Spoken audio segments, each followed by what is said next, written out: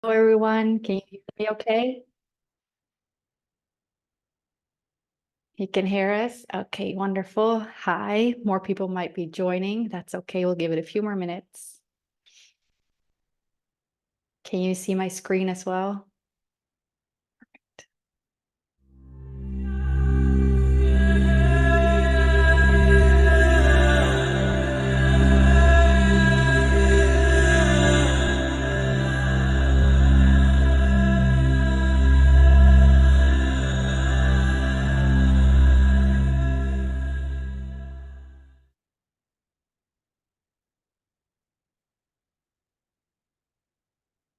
So we'll see if more people come in. I know there's going to be a lot of people on the recording for this one. I intentionally kept the graphics very, very dark because I wanted people with a lot of courage here in the room.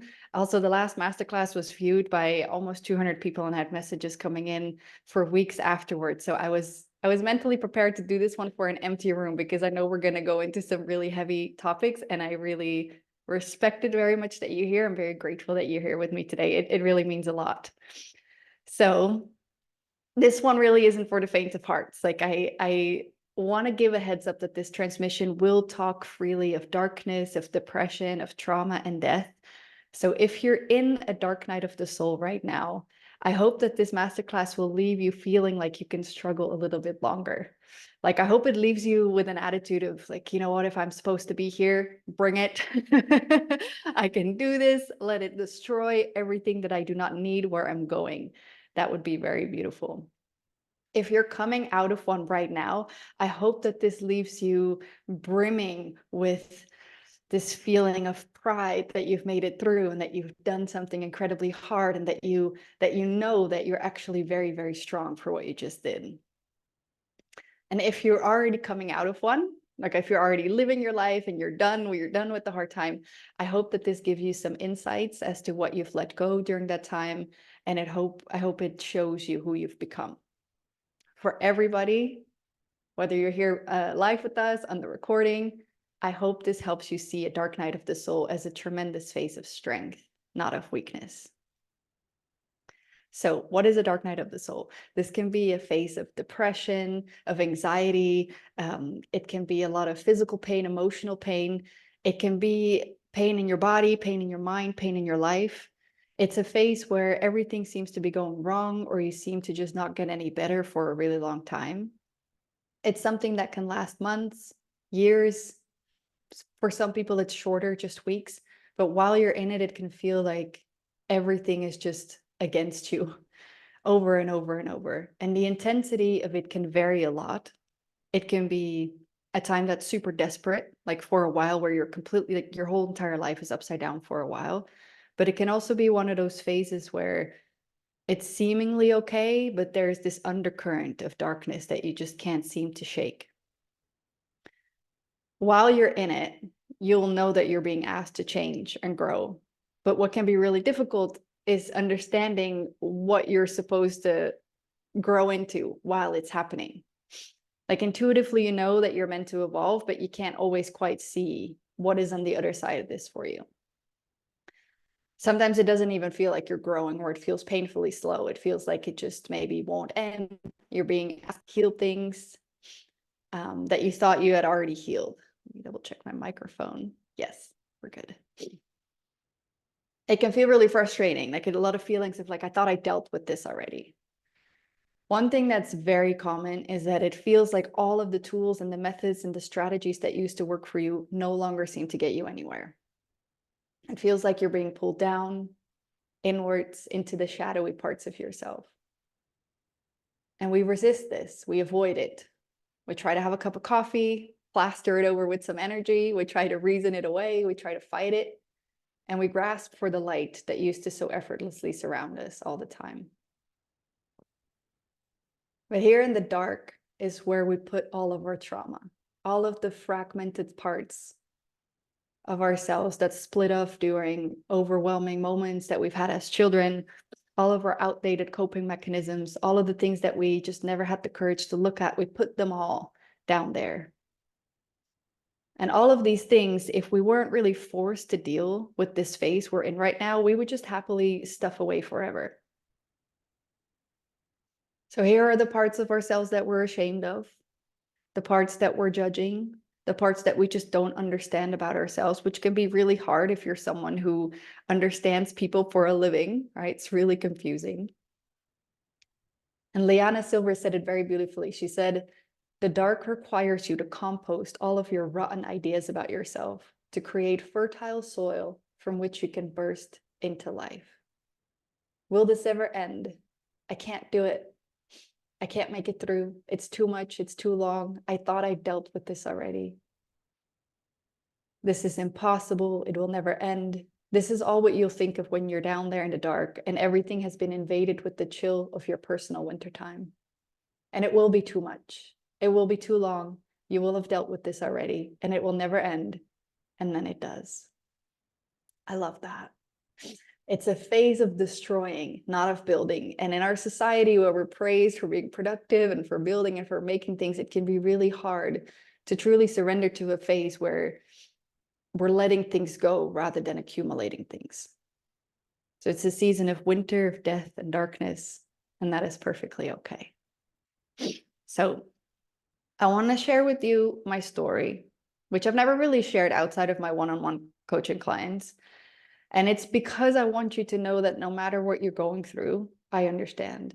Because this can get really dark and this can be really difficult. And I don't want anyone to feel that I don't truly see and understand the severity of the situation that they might be in right now. So the short version of my story is that I got pregnant. And after 4 very happy weeks, I think I got very sick, like very, very, very sick.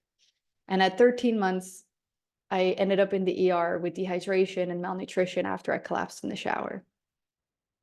I was diagnosed with hyperemesis gravidarum, which is Latin for severe super vomiting, which is one of those names that they give to an illness when they have no clue what it is. So they just name it after one of the main symptoms. It's great, very helpful. Thank you. I did do a lot of severe super vomiting for 9 months straight, all the way to the day that I gave birth. And in the second half of my pregnancy, I realized I was having PTSD from the first half of the pregnancy. And I made the smart realization at the time that that wasn't really a great state of being to attempt my very first all-natural home birth from. So I started working with a trauma practitioner, and that was a really great decision. I think within 2 weeks of working with her, I realized that I wasn't just having PTSD from the pregnancy. This horrific season of being sick for so long had brought to the surface all of my trauma, everything that I accumulated in this life. Generational trauma that was in my DNA, trauma that I accumulated in my mother's womb, sexual trauma that I completely suppressed the memory of. Like I did not know that that had happened to me, and even past life trauma. And everything was suddenly here, right? And that seems to be such a common thing in a dark night of the soul. Everything was expressing itself into acute physical and emotional pain. And I couldn't even understand how I'd managed to keep that stuff down all of my life. Now, because of being sick for so long, my all-natural home birth turned into an emergency C-section, but I will say that I actually loved my birth because I felt very empowered through it, and I was also very thrilled to not be pregnant anymore.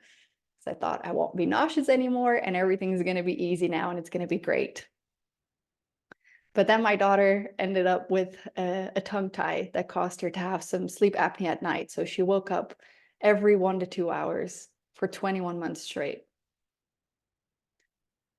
So instead of recovering, I ended a brutal and disorienting phase of sleep deprivation that nearly took my will to live. I went into motherhood with muscle atrophy, loss of bone density, shot adrenal glands, non-existing gut microbiome, like all the things that had gone wrong from hyperemesis. And then I went into a season of no sleep for a very long time. This really, really sucked, and it was really lonely, even when there were people around me trying to help. I felt like there was this pane of glass separating me from my happiness, and I could see it right there, and I couldn't quite touch it. I couldn't quite bring it into my heart. I was too exhausted and too depleted and too trapped in my own darkness. And the loneliest part about it is that I think I felt like I lost my connection to the divine. And this is again something that in every single client that I've worked through a dark night of the soul with them or processed one after, is a very common thing. And I remember for myself a particular low point during the pregnancy. I don't know what I was thinking trying to do this, but I was trying to bargain with the universe. And I said, please, pretty please, if you take away my nausea, I will give you what is most dear to me, which is my spirituality. Again, I don't really know if I thought that that was going to work. But I think what that moment showed me is that I felt like I lost my connection to everything sacred anyway. And again, this is very common, this feeling of feeling forsaken and abandoned and so lost and hopeless because it just goes on and on.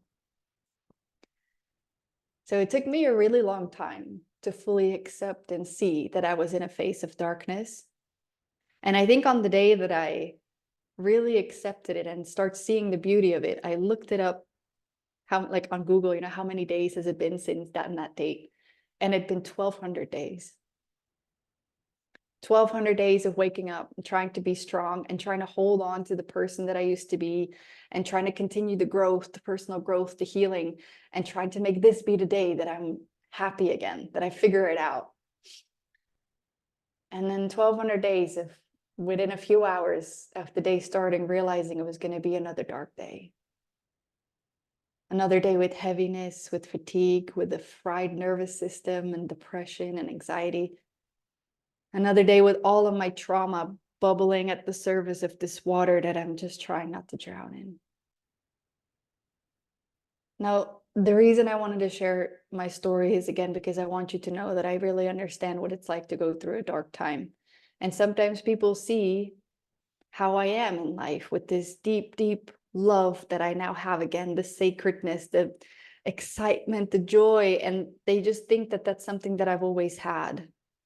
And even though I do think it's a part of my personality, I've actually always had to fight for that. I've always had to create that intentionally. I've always had to choose to make my life beautiful and meaningful and sacred.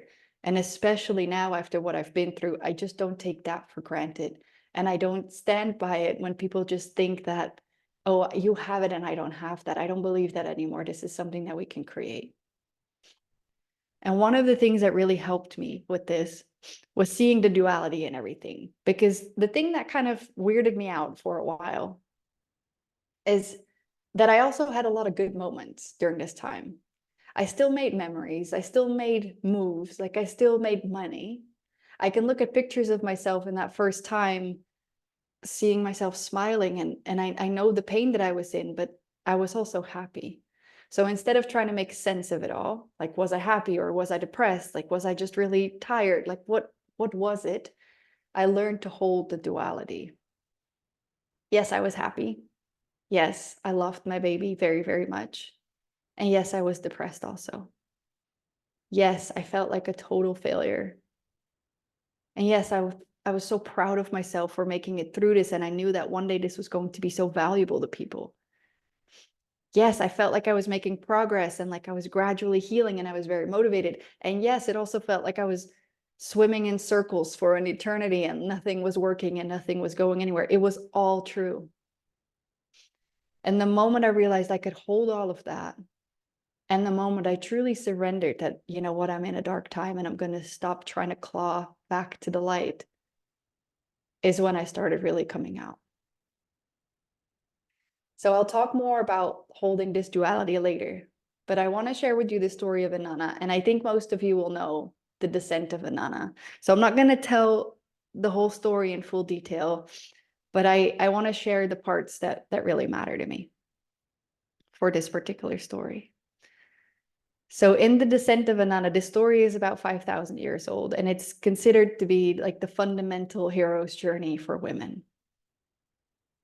And Inanna hears a call by her sister, the goddess of the underworld.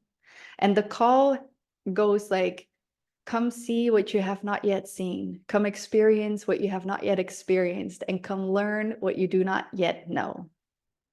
So with the help of her servant, Inanna gets ready for this bold journey into the underworld, right? Like she's going to prepare herself. So she puts up her royal crown of influence and adorns herself with necklaces and bracelets that all represent things that she has accomplished and accumulated, and parts of her personality and parts of her power and her strength. And this beautiful royal cloak that represents again her royalty, and a breastplate for armor. And then as Inanna goes down into the underworld, she begins her journey. She reaches all these obstacles. She has to go through 7 gates. And at every single gate, she's asked to leave something behind. So first her royal crown. And for her, that feels like giving away her power, right? Like it represents who she is. But at every gate, she leaves one thing behind: her crown, her breastplate, her jewelry, her royal gown. And as she enters the final gate, she walks into the throne room of her sister, and she's completely naked and humble, and she feels defeated. And her sister looks at her with the eye of death, and in a moment, Inanna dies. Now, I'm skipping over some parts here, but essentially, her servant comes out to help her, and Inanna is brought back to life with the sacred elixir, and she's reborn. And as she begins her journey back up to the upper world, she stops at every single gate, and she takes inventory of all the things that she's let go, and she realizes none of these items or these things or these parts of her personality, of her identity, had any real protection. And they also had no purpose, no role in bringing her back to life. And she realizes all of that power to make it through, to make it out, was within her. So she decides to leave everything behind and returns to the upper world humbler, wiser, stronger than ever. So a part of her had died, and a new woman was born in place of it. I love this story. And if you're interested in this, look up The Descent of Inanna. Every few years, I'm inspired to reread it, and I find new meaning and new metaphors and new details that just are really healing for me. So the thing about the Dark Night of the Soul, there were a few things that I realized that changed my perspective of what it felt like to be in one. One of the main things is that it is actually supposed to be hard. It does not have to make sense while you're in it. It does not have to feel like progress while you're in it. If it just hurts day after day after day, that's okay. It's supposed to.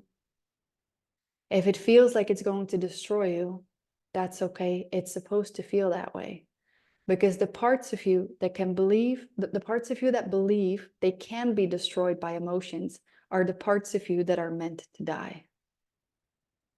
This changed everything for me. I'm going to say it one more time, because the parts of you that believe they can be destroyed by emotions are the parts of you that are meant to die.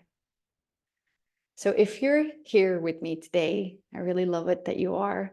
If you're listening to this on the replay, I think you're meant to do something greater than the average person. And what sucks about this is that you might not get the same praise for things that you do as other people get. Like right now, you're maybe going through this dark night of the soul, and you're pulling off this incredible journey, and you're composting all of your fertile trauma into pure gold, and maybe no one even really notices. And this is really hard, but I think it's because people actually sense your true potential.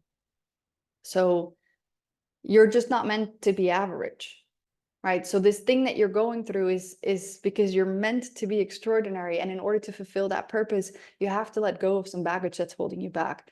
So a very brave and wise part of you led you and all of your baggage down through these gates of the underworld into a world of dark black ashes and smoke and flames so it can burn off.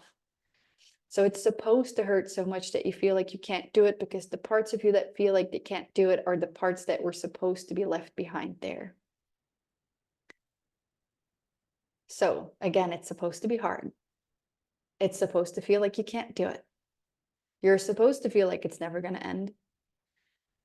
The part of you that got you into this is not the part that's going to get you through. And the part that's getting you through might not be the part that's getting you out. There are parts of you that are supposed to fall away as you go through this journey. So instead of maybe waiting for this sudden sense of resolve or clarity or strength, like I was doing for so long, the parts of you that felt weak and the parts of you that felt confused will fall away instead. And you will reemerge freed from all of these parts that were limiting you. So one of my mentors teaches this, and I absolutely love that. But when a caterpillar becomes a butterfly, it doesn't just go from caterpillar to butterfly. It goes into its cocoon and it completely disintegrates to goo, Like it completely falls apart. Like there's nothing left of the caterpillar. It's completely deconstructed, decomposed. It's this blubbery, gooey mess. And then that goo turns into the butterfly. And the same way when a seed sprouts, it's not just one moment a seed and then one moment a beautiful sprout. If you see a time lapse of a seed sprouting, it looks violent and destructive. It just bursts and it breaks and it completely splits open and falls apart. And from that brokenness, the first root goes down and the first sprout goes up and the entire tree goes.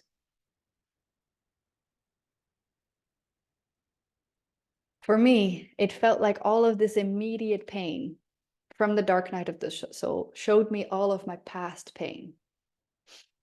Without this current pain, I would have continued suppressing the past pain. So this journey was so worth it. It showed me all of my limiting beliefs, all of my weaknesses, all of my incorrect conclusions about life. It showed me all of the ways that I wasn't actually feeling whole. It showed me all of the ways that I didn't actually feel safe in my body, how I didn't feel truly like worthy of love. Because all of these things I kind of plastered over, right? I built happiness, real, genuine happiness, on top of a foundation of guilt. I had built a real excitement on top of a foundation of anxiety. I'd built real confidence on top of a foundation of like vigilance and discomfort, right? So when the hard times came and it broke down, it completely took away my happiness, my excitement, my confidence. What I was left with was, for the first time, truly seeing the fear and the brokenness that was underneath. So when I went down, I got to excavate all of those foundations and get them squeaky clean. I would not have seen because I thought I was happy. But I see now how limited my power was, how limited my self-expression, how conditional my self-love and my self-esteem. And I cannot even begin to tell you how good life is now. Like, I don't really want to talk about manifesting because it's such a different topic than today, but do you see how a dark night of the soul isn't just important for manifesting? It is manifesting. Like, you're manifesting the version of you that can hold all these beautiful dreams that you're calling in. Like, the way manifestation works is that you create out there what you truly are in here. So one reason this is important to do a dark night of the soul, if you're being called to one, is so that you be the person that then attracts, the beautiful things that you want. And at the same time, this deep work is the manifestation you asked for. You asked for something beautiful and extraordinary and something unconventional, maybe in a life, to what you see around you. And the universe is giving you exactly what you need to become the person that can create that beautiful, magnificent thing that, yes, you absolutely deserve. Here you go. Let's go do this. So, on a side note, I also wanted to say, if this journey of the dark night of the soul, which I've seen a lot in my clients, is also a journey of your feminine awakening, I want to reiterate this point that what's got you in might not be what's getting you through, and what got you through might not be what's getting you out. If you've lived in your masculine a lot, and this is a time of your life of really awakening your feminine, you might have made it through these initial gates, bursting through the doors, kicking down the doors with this willpower and this resilience and like fighting and fixing and trying to make it right. And you've made it through with holding on to more and more of this strength and like, I can still do this, even though it goes on forever. But maybe what's getting you out is a softness and a surrender and a deep knowing that you can hold it all, that you are nuanced and complex, and that you can hold total opposite ranges of emotions and opinions and beliefs all at the same time in this beautiful, feminine, transmuting, transformative way. So maybe this wasn't even a journey to learn how to make it through a hard time, but maybe this was a journey to learn that you're perfectly fine here in the darkness, just as much as that you are in the light. So I want to take a moment to reflect. Let me make sure that I open the chat so I can see this. Here we go. So if you are in the middle of a dark night of the soul, I highly recommend not reflecting too much on what the entire journey is supposed to mean for you. While you're in it, be in it. But I would love for you to reflect on what is being asked of you today. And you're welcome to type this into the chat if you're comfortable. If you're listening to this on the replay, you can pause for a while. At the end of this call, I'm going to lead you through a really beautiful visualization where we're going to go a little deeper. But if you want to, sometimes it can help to share and to express. So if you feel into your body, like what is being asked of you today? What is the pain wanting from you? And then keep taking one step after one step, one day after one day. And if you're coming out of one right now, sometimes you feel like you might not be fully out of it, but you feel like coming out of it is happening. You know, this like, I'm going from this contraction into expansion. So if you're in that phase, I would like to ask you what it's given you so far. I would still not really worry about making sense of the whole thing and where you're going, but what did it mean for you so far? Totally in it. I see you, Rosemary. I love you. Thanks for being here. And if you are completely out of one, I would love to hear, what did it mean to you? And again, we'll do a beautiful visualization at the end.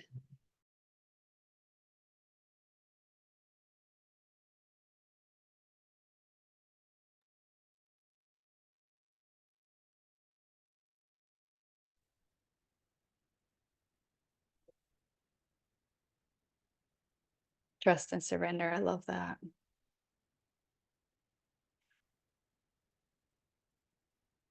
So one other point that I wanted to make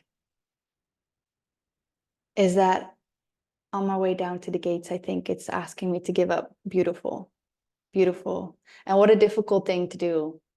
And what a beautiful, intentional thing to feel what's happening and to feel the choice between fighting or seeing the beauty like all the way through. Like, this is something extraordinary. We get to do this in our life. Thank you for sharing. I see you and I got you. This will be beautiful with Unbecome. I'll share a little bit more about Unbecome in a little bit, but I got you for the next few weeks. So one point I want to make before I go into visualization and before I'll share more about what I have coming up is that I think it is really important to realize that you can actually still create while you're in the middle of a dark night of the soul. And this took me a while to realize, because I think it's very normal to feel like you have to wait until you feel good again. And I don't think that is true. I was able to coach during this time, not at the beginning. At the beginning, I was just feeling crappy and trying to heal.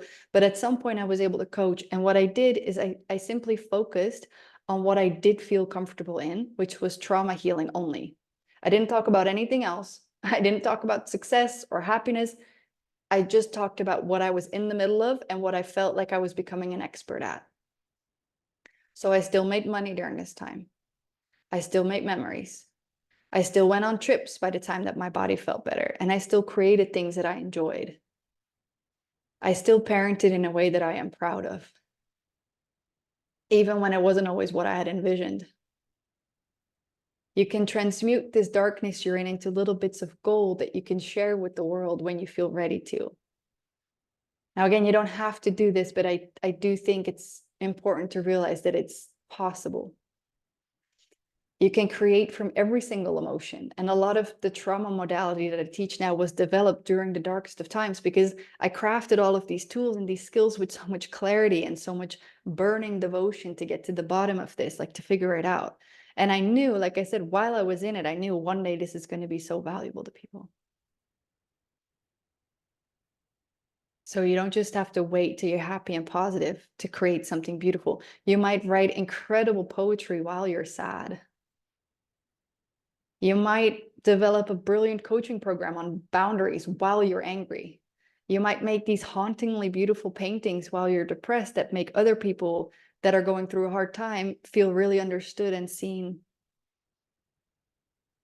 In the middle of your confusion, you might lead a really good mastermind for other people who are also trying to sort through their confusion. And maybe you don't feel like creating anything right now or putting yourself out there, but You're in the middle of your anxiety and you're organizing all of your thoughts over and over and over. And all of these organized thoughts become one day the book that you're meant to write, maybe a few years later. I do not believe that you need to have everything figured out in order to be a source of profound value for people. Just don't pretend you feel anything that you're not. Don't pretend you're happy when you're not. Just go deeply into what you're feeling and trust that there's so much beauty down there. And for me, this made the suffering feel more beautiful, like romantic even. Like it gives this silver lining to, and so much meaning and purpose to all of the pain. This was really an anchor for me, knowing that one day this was going to be really valuable for other people too. Like my suffering had a lot of meaning. So I have a program coming up, and I was going to share this at the end, but I actually want to share this now so that when we go into the visualization, I can just leave you with that. So the program that I have coming up is called Unbecome, and it didn't quite feel right to teach that one without doing this masterclass today, because Unbecome is going to be all about almost the other side of this. It's going to be about making your way back to the light, about cultivating the skills to go so deep into our trauma healing as that, as that we're asked to go, so that we can go through it and complete it and wrap it up and then make our way back to expansion again. And it didn't feel right to deliver a program so boldly on like cultivating the strength and the dedication and everything that's needed without first deeply honoring the season of darkness, because we really need both.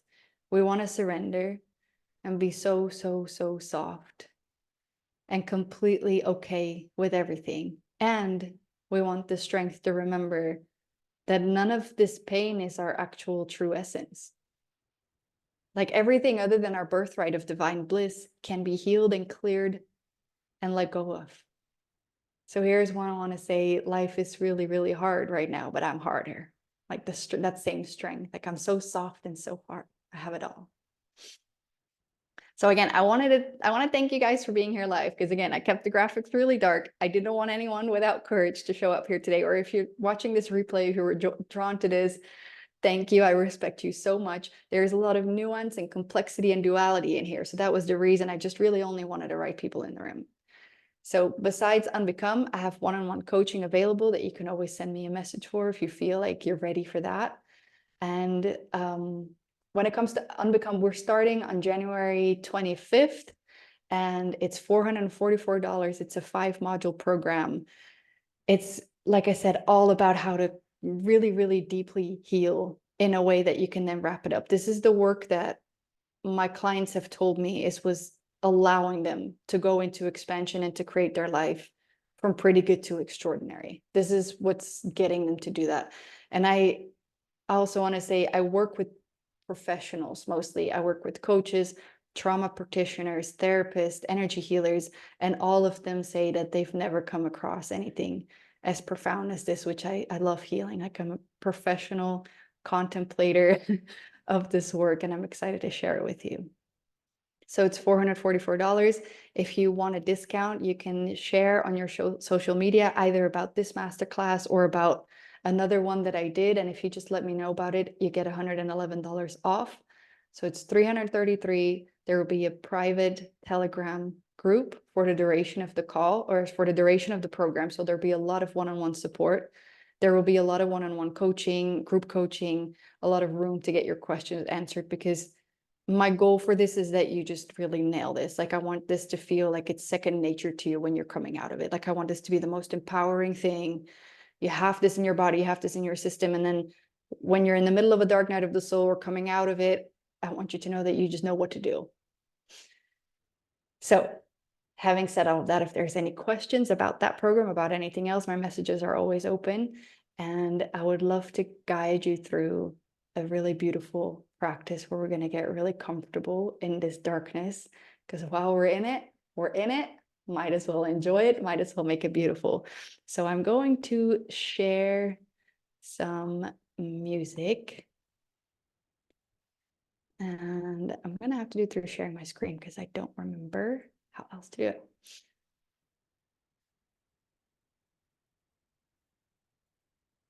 There we go. Let me share.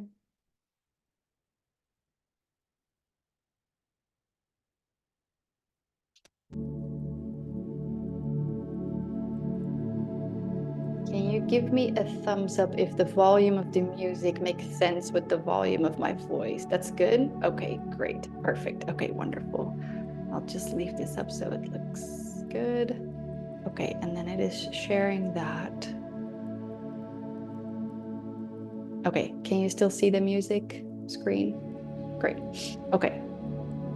So you can get as comfortable as you like. If you want to lay down for this, you're welcome to. If you want to turn your camera off for this, you're welcome to. You don't have to.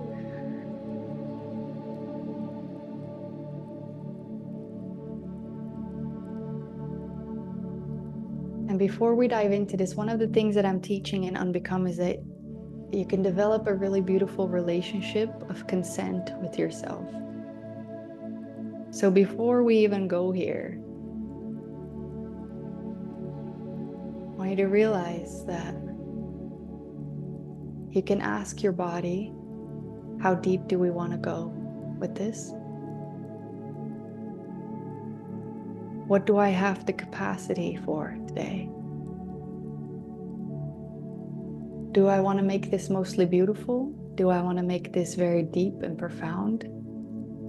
Do I want to have that one insight that might change a lot? Like, you have a choice in all of this. And that can sometimes make, going into yourself and into your trauma feel a lot more safe. You get to create this journey inwards. So find a moment of inner agreement. This can be something like, I'm going to surrender to this visualization to the point that I'm comfortable with. Or I'm going to listen to this visualization, and if I really liked it, I'm going to do it again on the replay and then really give into it. Whatever feels safe for you, you always have a choice with these things.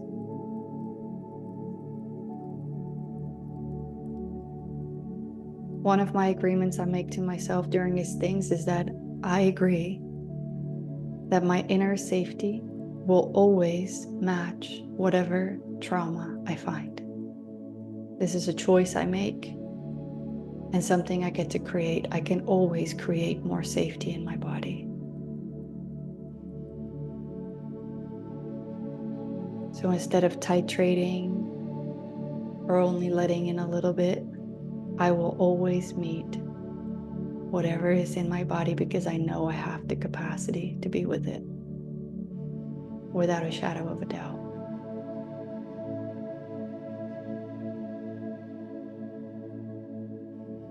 So as you close your eyes,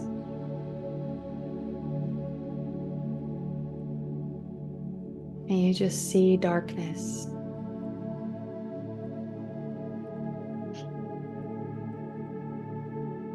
you might start seeing a little bit of movement in this darkness. Might be some smoke,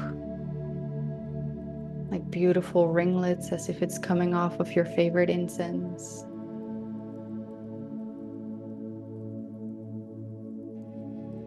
You see that you're walking on sand that feels so soft, like it's ashes, black and gray.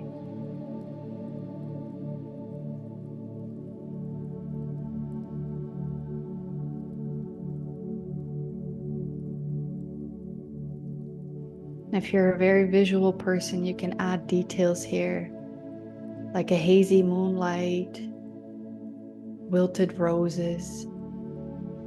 And if you're less visual, just let these words evoke feelings in you and amplify those.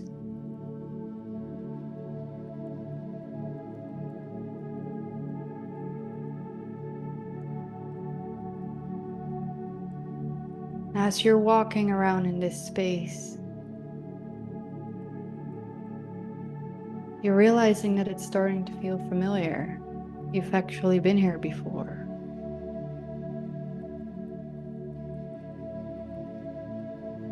You didn't recognize it because every other time that you've been here, you resisted it.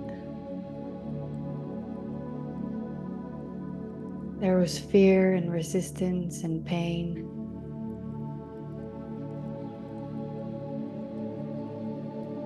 You realize you've never actually walked around here with a deep sense of inner peace.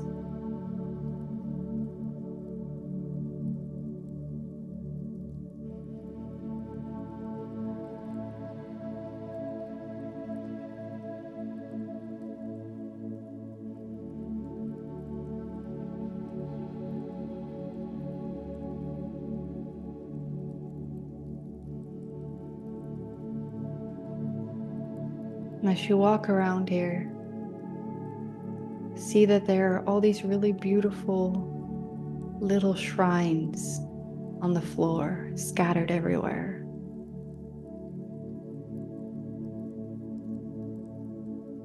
And as you come closer to one, you see that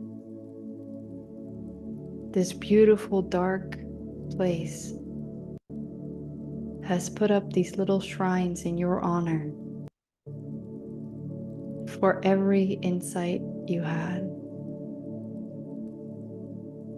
for every tiny fragment of trauma that you cleared,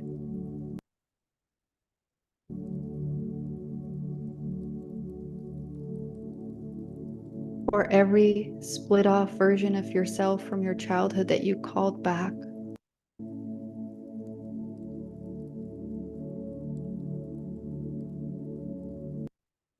This darkness celebrated you.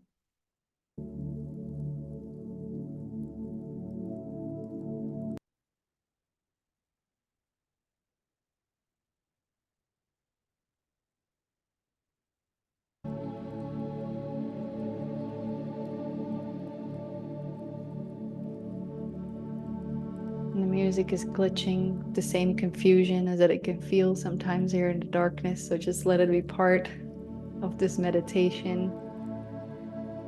The dissonance of the stop, pause, start of the music is very much alike what it feels like to be in here.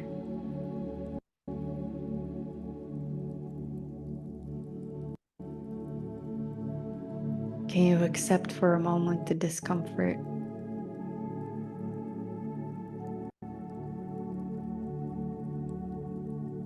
Can you accept for a moment that things are not going the way you want them to go?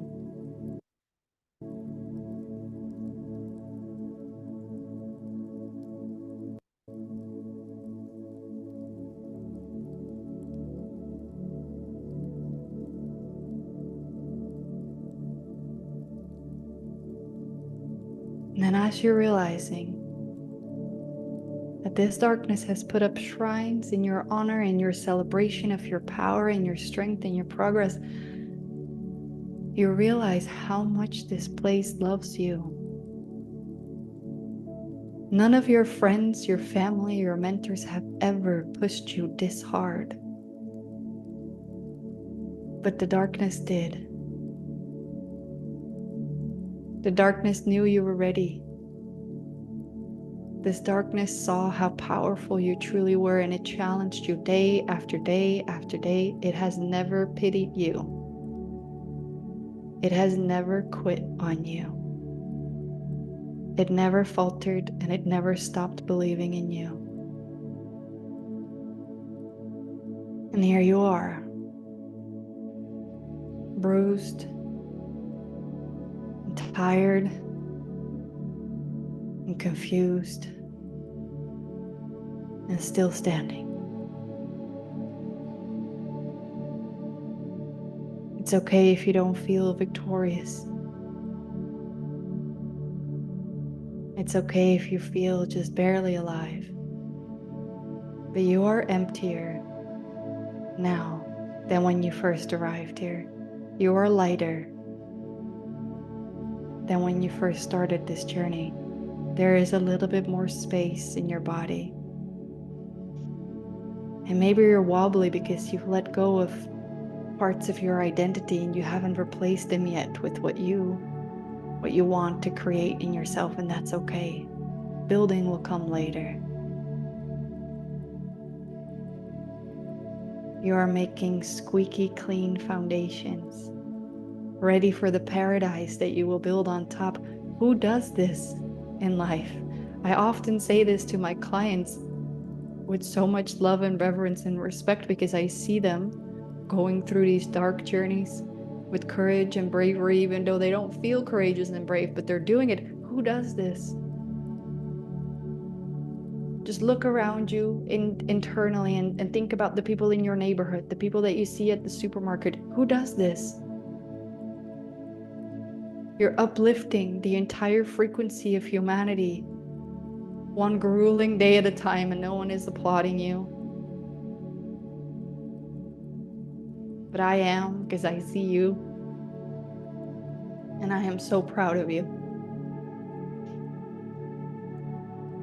You will forever reap the benefits of this journey that you're in right now, or just came out of. You will be 97 telling your grandchildren about the courage you had one day, that time you burned to the ground and rose from the ashes. Anyone, whoever asks you, how did you do it? How did you do it? How did you do it? How did you build all this greatness, this happiness? You seem to live an extraordinary life in comparison. How did you do it? How did you do it? You will always come back to this time of darkness. You did the hardest work. You get to benefit. Your loved ones get to benefit. The entire frequency of the world gets to benefit. You are a masterpiece in the making. You are a masterpiece while you're down here.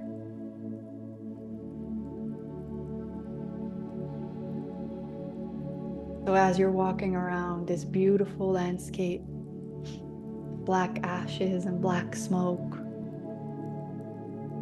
wilted roses, and whatever beautiful things you've put down there, and you see the shrines in your honor, I want you to reach into your pocket and you find a magically downsized black foldable camping chair that comes back to its normal size, and you whip it out and you decide to plop down here in the darkness, because if you're going to be here for a while, you might as well get comfortable. And you get your black Stanley cup out with your favorite drink. And maybe we're going to read a novel for a moment, because if we're going to be here, we're going to be here. We're going to find all the beauty and the romance and the meaning. Because it's an extraordinary blessing that you get to do this.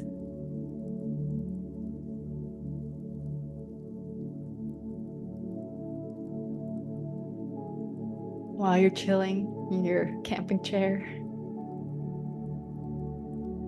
I want you to become aware of your body and feel really proud. And feel real love for yourself. Imagine cupping your own face and really with all of your heart say, I'm so proud of you. I love you and I'm so proud of you. And give yourself a little bit more.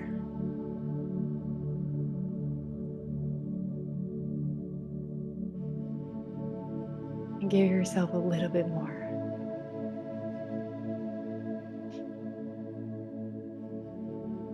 And while you're receiving that real love from yourself, maybe you can feel a little bit excited or just hopeful or grateful. And just feel what it's like to hold sadness and gratitude and love and fear and hopelessness and the greatest hope all at the same time. Let it swirl in your body like the smoke swirls around you. Down here, things do not have to make sense.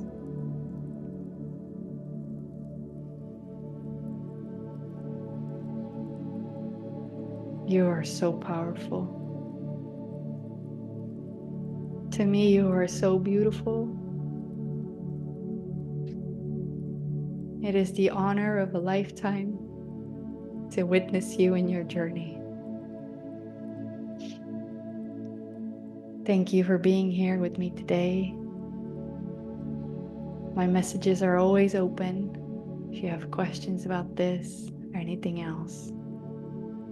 And I so look forward to seeing you on the next masterclass. Thank you, and I love you. Take care.